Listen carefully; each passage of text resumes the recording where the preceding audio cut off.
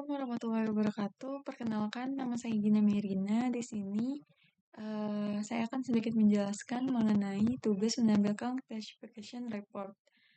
Oh ya, mohon maaf, NPM saya 223040006. Oke,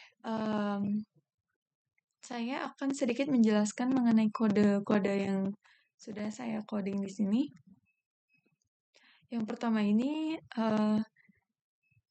dari tugasnya itu yang diberikan Ibu dari contoh PPT itu sudah saya salin ke dalam file Excel dan saya upload ke Google Colab-nya. Ini kodenya. Lalu di sini juga saya akan menjelaskan mengenai beberapa kodenya dari mulai paling atas ini di mana ada import pandas, di mana pandas ini digunakan untuk membaca atau memproses data dari file Excel-nya. Lalu ada Seaborn ini di mana digunakannya ini untuk bisa memvisualisasi seperti kayak membuat matriksnya gitu. Lalu ada Scalene processing-nya di mana digunakan untuk mengubah data ini menjadi kategorikal ini menjadi numerik.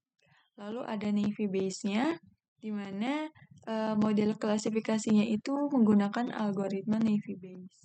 Lalu ada Scalene matrix-nya yaitu isinya itu berisi evaluasi model seperti akurasi atau classification report dan convolutional matrix. Nah, terus ada load dataset dari file Excel di mana fungsinya ini untuk membaca file Excel dari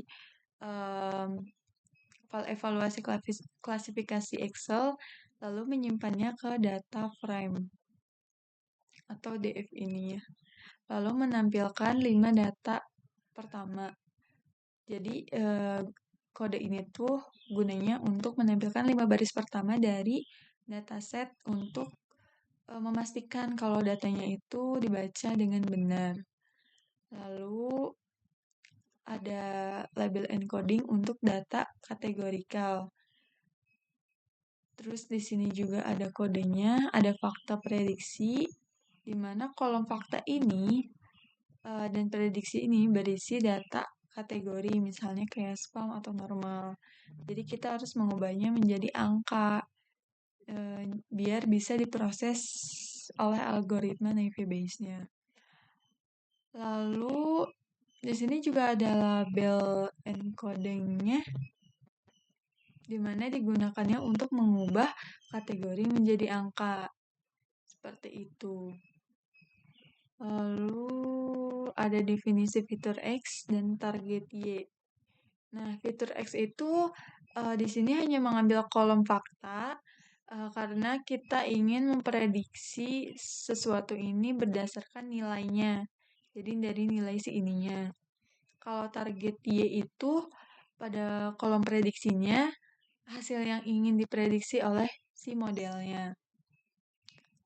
Lalu ada inisiasi model Naive Bayes-nya, di mana membuat model Naive Bayes dengan menggunakan multinominal, kayak NB gitu. Lalu model ini juga kan sering digunakan ya untuk klasifikasi teks atau kasusnya berbasis kategori, seperti kasus ini. Lalu di sini ada training model, di mana melatih model dengan menggunakan data yang sudah dikonversi menjadi angka.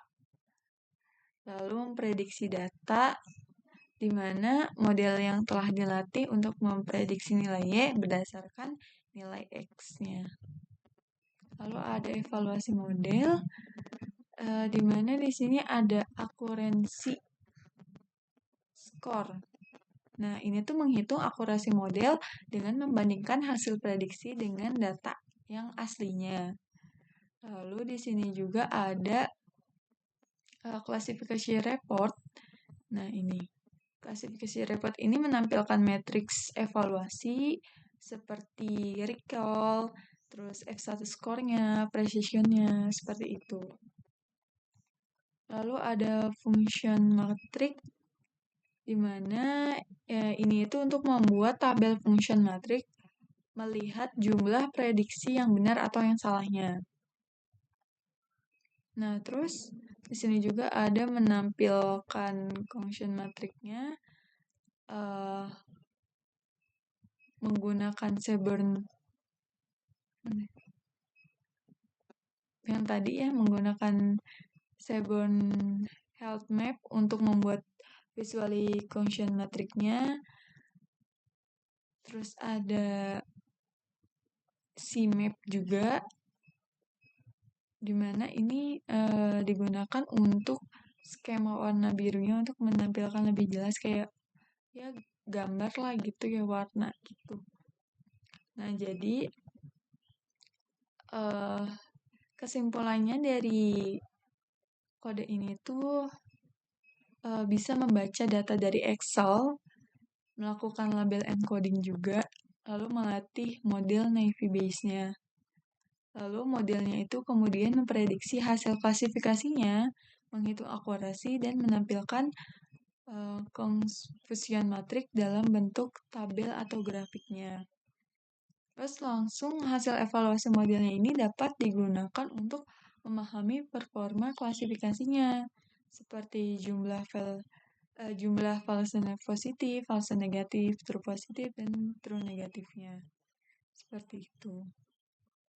Nah, setelah di running, ini adalah hasil dari codingannya. Oke, dari hasilnya ini ada data awal, lalu ada datanya email 1, 2, 3, 4, 5, lalu fakta, prediksi, serta evaluasinya. Nah, dari kolom fakta ini menunjukkan kategori asli atau label sebenarnya ya, yang benarnya.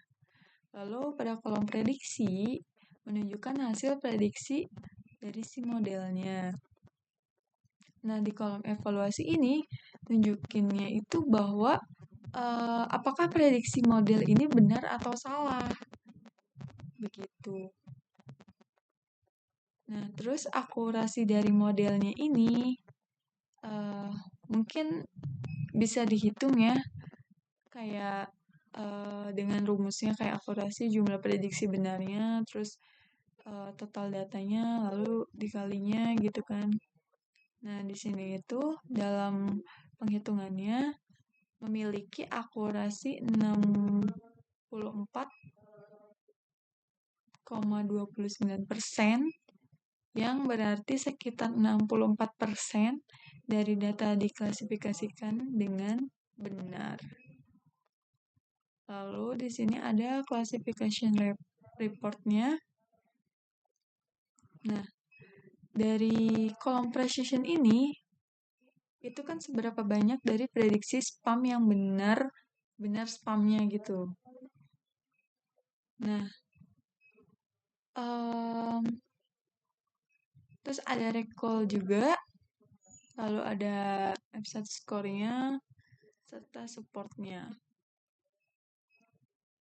Nah, kalau recall itu, jadi seberapa banyak data spam yang benar-benar diprediksi dengan benarnya, sama juga.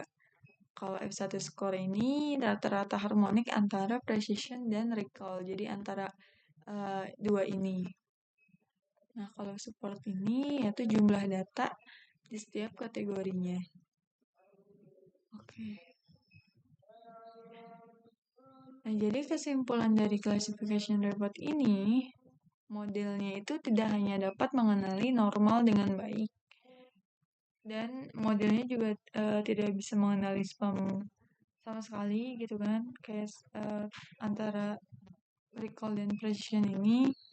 Lalu modelnya juga mengalami ketidakseimbangan dalam prediksinya. Nah, terus di sini juga ada grafiknya ya.